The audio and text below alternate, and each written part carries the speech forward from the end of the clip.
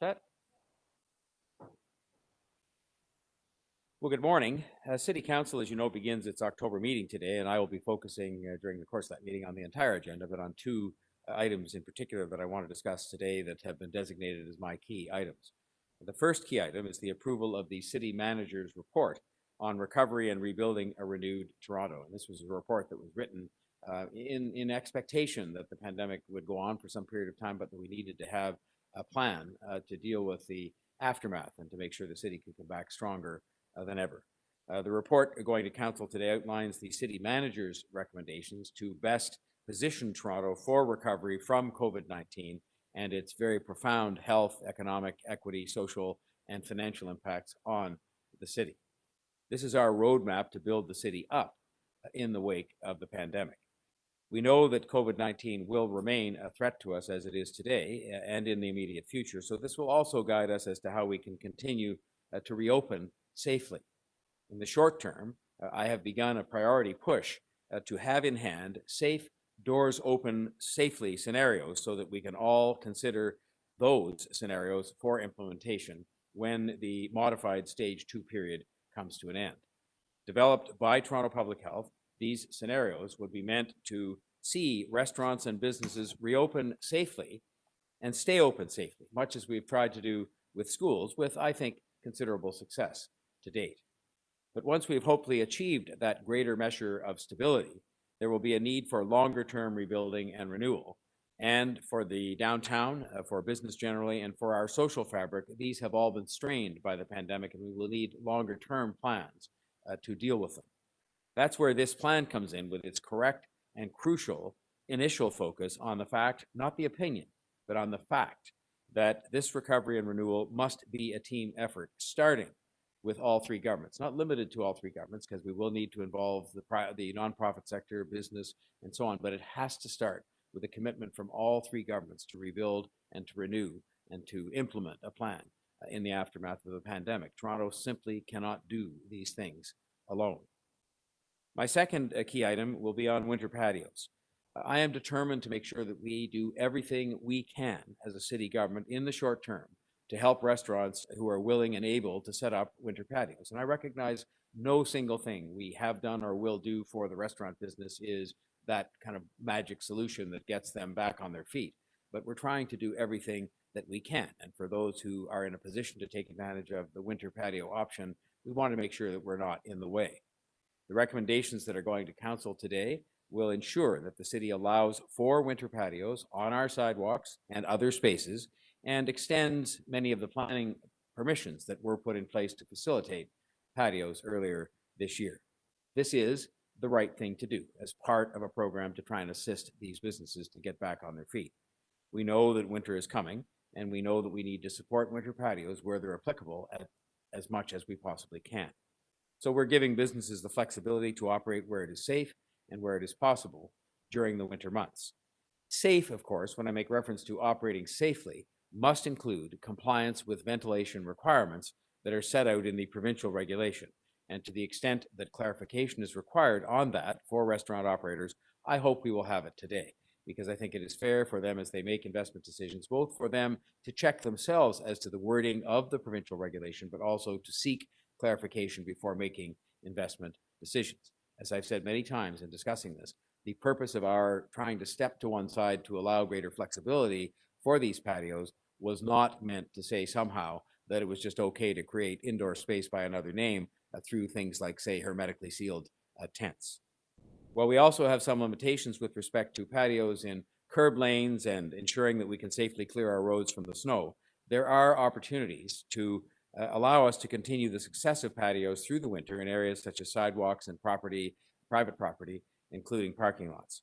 And so it is my hope that following this meeting, our officials will be communicating these changes to the restaurant industry so that they have a clear understanding of what is allowed and what is encouraged. I have also been in direct contact as recently as yesterday with the Deputy Prime Minister and Minister of Finance and continue to put forward suggestions from the restaurant industry with respect to ways in which the programs the federal government came forward with, which were very responsive, are as responsive as they can be to the direct concerns expressed to me in summit meetings that I've been having with the hospitality industry to understand their concerns and make sure to the maximum extent possible I assist them in seeing those addressed. But that really is a big part of the thrust behind seeking these open, safely scenarios from the medical officer of health so that we can get these businesses open again and hopefully keep them open once the period of stage two, modified stage two, has elapsed.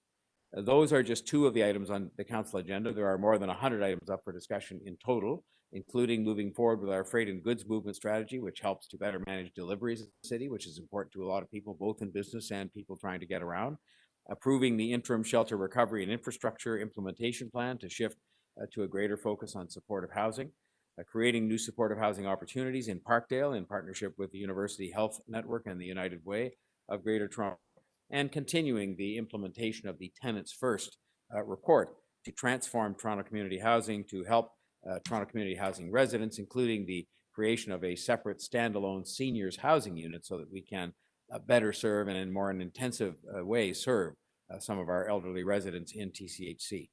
I think it is important for people to know that we are focused on responding to the continuing COVID-19 pandemic. Yes, spending a huge amount of our time, a great amount of my own personal time, but that at the same time, the business of the city, the business of growing and building and servicing the city goes on, and that we will be making plans and doing things to help the city residents live in a better place long after the pandemic is over. I'm now happy to answer your questions. Thank you, Mayor Tory. Now we will do questions from the media. It's one question, one follow-up. First up, we have Jennifer Pagliaro from the Star. Go ahead, Jennifer. Good morning, Mayor. I wanted to ask you about the province's decision last week to overrule planning in the West Don lands. That includes a site that's up at council, or was supposed to be up at council today. I'm not clear what's going to happen now. That includes open door incentives. And I wanted to know whether what the province did is how you imagine partnering with the province on provincial land to build affordable housing with city money. Well, first of all, we do have to acknowledge it's their land, which is a factor in all of this. You know, the fact that there may end up, and hopefully will, we certainly will be very determined to see lots of affordable housing on those lands is also something that, you know, will in the end be a plus for the city. However, the ministerial zoning order, let's be clear about that. It is a device, I believe, that was put there in the provincial legislation to be used on a fairly selective basis, a very selective basis, and most often either at the request of the city or certainly in partnership with the city. And so there are instances I can say, for example, with respect to some of our supportive housing initiatives where we've asked for a ministerial zoning order. But I think the practice should be and should revert to being what I think it largely has been in the past, which is that it basically only happens when the municipality either asks for it to try and expedite something, or when it is done in very close consultation and partnership with the city to achieve some objective that I think most people would agree upon.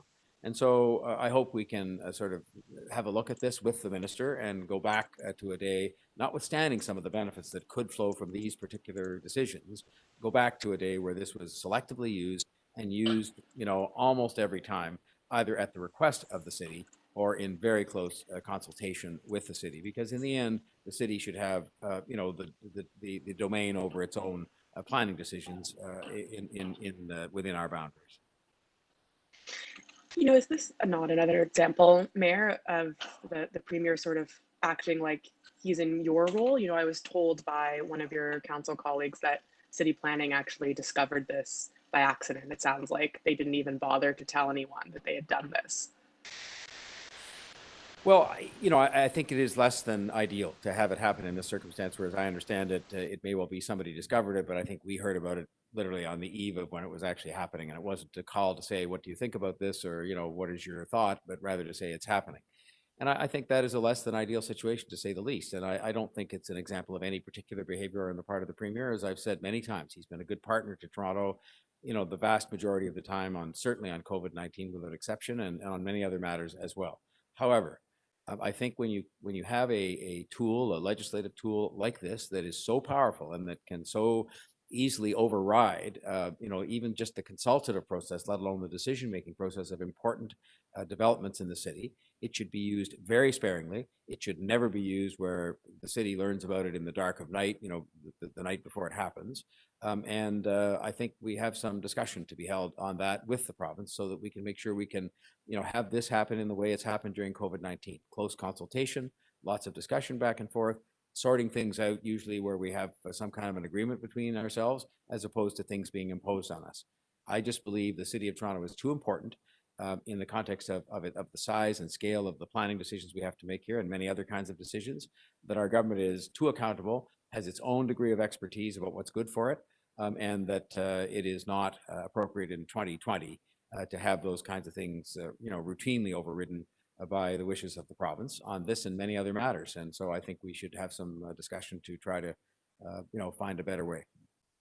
Thanks, Jennifer. Next up, we have Lucas Meyer from 1010. Go ahead, Lucas. Thank you very much. Sort of on the same wavelength that Jennifer was asking about. Excuse me, Mayor. The ranked ballots motion. Obviously with the government's bill last week, that's obviously they made a move on ranked ballots. Are you encouraged by the fact that several PC MPPs, wrote to the medical officer of health, expressing their concern about stage 2? Does this in any way give you any hope that, if there's enough political pressure from your side on the ranked ballots issue, that could potentially be reversed? Well, what disappointed me about this was it was a solution in search of a problem. I didn't hear anybody saying this was a grave problem. It was already in effect in one city, and I think it had been carried out relatively successfully there in a previous election.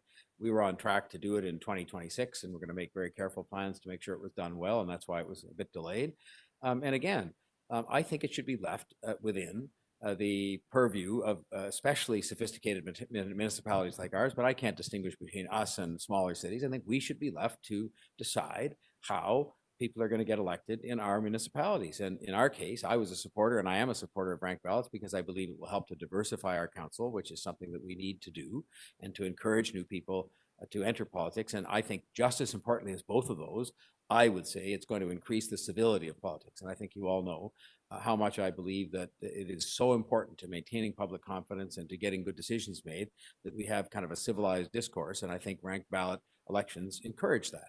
So I hope that our motion and other pressure that may come upon the government will cause them to, revisit this, just in the sense that I think the reason given as to why they had to do it, which was something to do with expense and hassle during a pandemic, didn't really hold very much water, to be frank. We'll see what happens. I believe it still would be a step forward to let municipalities make their own decisions on this, and a step forward for those who did it, which would have included, I think, Toronto, to actually be in a position to do so. But are you encouraged, based on what we saw with the letter from Ms. McKenna and Mr. Gill, that there seems to be some willingness when there is enough political pressure? I mean, that they could reverse the decision. I mean, there's been times when council has pushed back on provincial moves and nothing's happened. To be candid, I think this matter is so little understood by the public that you'll be hard pressed to get, any kind of, big public momentum behind this, because it's an obscure topic in the sense that I think most people, understand how elections work because they've always worked the way they do now. But I think the notion of some other way of operating elections is not something people have spent a lot of time on. And, so I think in that sense, the opportunities to get the government to change its mind are limited, but not zero. So, because if I thought they were zero, then, why would we bother spending the time passing this motion? I hope they might think about this again, because as I say, it was a solution in search of a problem. But am I sort of thinking that they're going to, in the next 5 days, say, we've reconsidered and we're going to change our mind on this? I wouldn't expect that, but there's always hope. Thank you, Lucas. Next up, we have Matt Bingley from Global. Go ahead, Matt. Good morning, Mayor. In the recovery plan, the city manager said that it could not be, the recovery could not be made on the backs of taxpayers, but he also did say that the city can't keep going back to other levels of government looking for money. So there will have to be, the other shoe will drop at some point. So I'm just wondering if you could say when a tax increase may be appropriate to help with the city's recovery. Well, first of all, I think what the city manager was saying with respect to approaching the other governments for money is that we can't keep going back on kind of an episodic basis, you know, every single quarter, every single year, you're going back with some new need that you have because the existing financial arrangements as between the different governments affecting cities are not adequate, which they aren't. I mean, they're archaic. They are based on an 1867 constitutional arrangement about cities, and it was never contemplated, I'm sure, at that time, a city, say, the size of Toronto, 3 million people, bigger than most provinces in this country. So I think that's really what it's saying is we've got to come up with a better regime. And I don't think the city manager mentions this, but I think he would agree with me that we don't want to open up the Constitution. That's not the way to go about this. So we have to come up with some practical arrangements that, you know, first and foremost, start with, you know, existing revenues that are taken in by the other governments and having those more fairly applied to the cities where a lot of the delivery of services rest. With respect to the matter of tax increases within the city, I've said repeatedly, and this is not the day to be deciding upon the budget. I've been spending a huge amount of time with the city officials on the 2021 budget. There are problems there, but that we're going at it from the standpoint that neither can we afford to cut services, nor can we afford to see people faced with substantial property tax increases because, you know, both would be counterproductive to the very difficult situation people find themselves in right now. And so we're trying to fashion other answers, including you know, continued help, for example, from the other governments with the year 2021, which is just as much a pandemic recovery year as this year was. And we're talking to them about that very actively right now. And just to shift, Councillor Michael Ford's motion on capping fees for delivery services. You mentioned that you spoke to the Premier the other day. Did this come up, and did he signal his willingness to participate? No, I didn't ask him the direct question, will you do this? Because we can't, but we certainly, it was raised in discussion. He knows it's a concern of mine, and I think it's a concern he shares. I think he said so publicly at one of his own media avails. I had a chance to talk to one of these companies yesterday, and you know, they told me of some of the very good things they're doing to help introduce new products to make it better for restaurants. But the fact remains, their main product line, which is their straightforward delivery service, extracts a 30% commission from restaurants. And the restaurants have told me very clearly that a 30% commission taken off the top for a meal that somebody's ordering leaves them with very little, at least not enough to sort of, you know, be a big help to keep them in business. And so my point of view expressed to this company and expressed generally here today, again, would be that these companies, as a matter of good corporate citizenship, but also as a matter of just good business, should be doing something to help their customers, at least in the short term while there are shutdowns going on, and perhaps beyond that during some of the additional period of the pandemic. But that's a discussion I've been having. This is not the first time I've talked to them. I talked to them as far back as April about this, and they seem to be, you know, relatively unyielding in saying that that's something that they can't or won't do. Okay, that's it for today, everybody. Thanks. Have a great day. Thanks a lot.